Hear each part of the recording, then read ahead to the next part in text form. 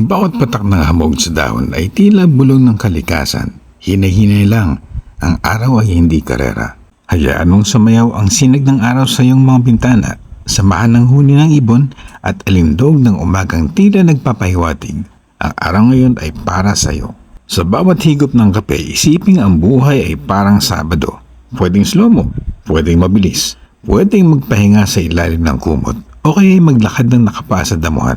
At bago sumabak sa adulting na society, tandaan, ang puso mo ay hindi robot. Bigyan mo rin ito ng oras na mag-enjoy sa simpleng saya. Sa mga nagbabalak magsimula ng bagong hobby, magbasa ng libro sa ilalim ng puno, o kaya magluto ng pancake kasama ang pamilya.